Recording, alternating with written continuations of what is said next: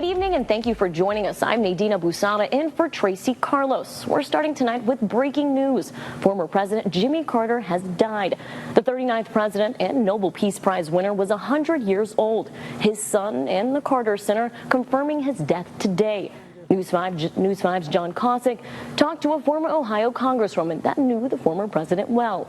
Few Ohioans knew President Jimmy Carter like former Congresswoman Mary Rose Oakar, who, like many, believes Carter never truly got the credit he deserved. I think if he had been reelected, I think Carter would have had peace in the Middle East. She recalled working with the president on one of his greatest achievements, reforming the nation's energy policy, making the U.S. less dependent on foreign oil, an achievement she said that was overshadowed by the Iranian hostage crisis. Because of the crisis, there were long gas lines, and all the work he did on energy, people forgot because, you'd have to wait in line.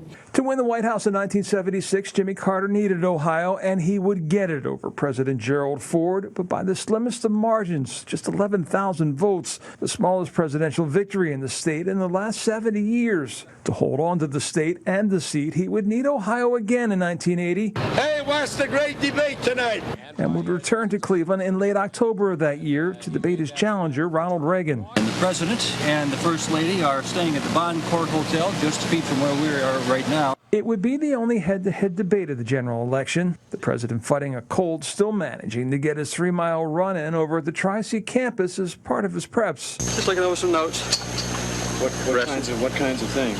Domestic, foreign affairs, everything. There you go. I'll be ready. On the day of the debate, it was Oakar who greeted the First Lady at the airport. The debate, she remembered, was big for Cleveland and supposed to be big for Carter. But as she recalls, that's when he lost the election. Reagan was terrific. The one line they gave him, he really memorized.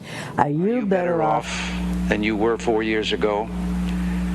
Is it easier for you to go and buy things in the stores than it was 4 years ago? And I was sitting there, I thought, oh no, that's it, man.